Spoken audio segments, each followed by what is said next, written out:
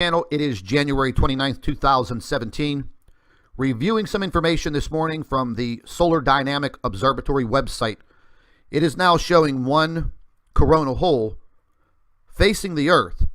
However, in a few days, we are going to be facing a very massive coronal hole. It is now forming, and it will be turning towards the Earth in a matter of days. We're going to go ahead and just take a look directly at what is happening with the sun. As you can see to the right where my cursor is, this is the coronal hole that is now passing in front of the Earth. In a few days, moving over to the left, you can clearly see that there is a very large angular shaped coronal hole that will be turning towards the Earth. Now, folks, I've gone over this information with you many times when reviewing the information from the SDO, the Solar Dynamic Observatory. And the reason, once again, why I'm showing you this information is because these large coronal holes are directly attributed to applying a lot of pressure to the Earth, therefore creating substantial earthquakes. Now, over the past 14 days, once again, the frequency and the magnitude of these earthquakes has been increasing. We've gone from mid-level magnitude 2.5 to 3.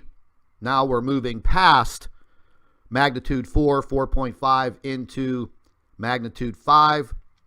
And hopefully we don't see anything above that. However, when a coronal hole of this magnitude turns towards Earth, the solar winds will increase to approximately 1.5 million miles per hour. The Earth will be saturated with these solar winds. The protons do make it all the way to the Earth's core, penetrating, heating up the Earth's core, and creating very severe internal pressure, therefore disturbing our tectonic plates and creating earthquakes.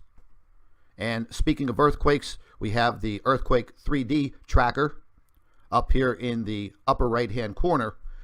And taking a look at some of the earthquake activity over the past 24 hours, and we can do that right now, you can clearly see, once again, all of these larger orange circles.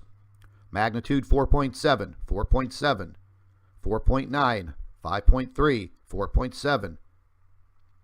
Magnitude 5, 4.8, 4.2, 4.7. So you can see that obviously there is a very consistent pattern when these coronal holes turn towards our planet. If you take a look over here at the state of California, and Nevada is now being included, the earthquakes, they do have a pattern. What I'm worried about is this pattern right here. You can see my cursor. That is directly on the San Andreas Fault. Moving up towards the area of Alaska, you can clearly see a very strong pattern of earthquake activity. Magnitude 3, 2.7, 2.9. We have a small earthquake here again in Oklahoma, which is a 2.6. Now, not all of the earthquake data is on this map. Later on this morning, I will have a complete in-depth earthquake report on what is happening around the world. Now, we have an earthquake happening right now.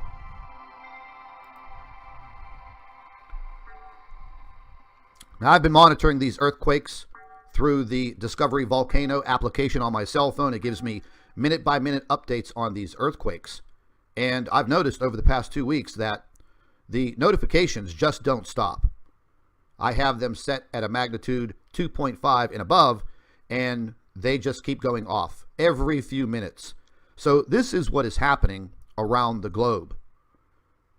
And what you're seeing right now on your screen is simply the last 24 hours of earthquake activity.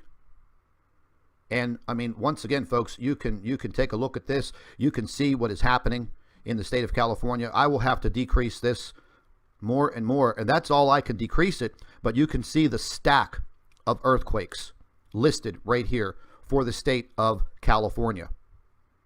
And this goes on and on across the entire globe. So if you do live in any type of an earthquake area, anywhere around this world, like I have mentioned before, make sure that you have some type of preparedness plan. Make sure that you have some way of being notified of these earthquakes. It's very vital, very important. I will leave a link to the Discovery Volcano website where you can obtain this app for your cell phone. But what I did wanted to show you here very quickly is some of the information that we use for getting information every single day about our sun is now being taken away. Now, this is for the U.S. Naval Observatory, SECI website. And here we go to this website to view a lot of information with our magnetosphere, information about our sun. And as you can see up here where my cursor is, it says not secure. Now, we can get into this website, but this is letting you know that they have not updated their security certificate. So therefore, you will get this information. Now, 48 hours ago, the whole entire magnetosphere information that we depend on was taken away. So therefore, we cannot access this information unless you are sitting at a desk at NASA or the Jet Propulsion Laboratory. So what is that telling you? They are trying to censor the data that should be available for anyone. And once again, this shouldn't be happening. This website has been like this now for over a month. Over a month. So we will be watching very, very closely all of the information, as much information as we can get from our sun. Heed the warning that if you do live in an earthquake-prone area, make sure you have your preparedness plan in place. Thank you for watching the Nibiru channel. Hello, everybody. Welcome back to the Nibiru channel. It is January 29th, 2017. Reviewing some information this morning from the Solar Dynamic Observatory website. It is now showing one coronal hole facing the Earth. However, in a few days, we are going to be facing a very massive coronal hole. It is now forming, and it will be turning towards the Earth in a matter of days. We're going to go ahead and just take a look directly at what is happening with the sun. As you can see to the right where my cursor is, this is the coronal hole that is now passing in front of the Earth. In a few days, moving over to the left, you can clearly see that there is a very large angular shaped coronal hole that will be turning towards the Earth. Now, folks, I've gone over this information with you many, many times when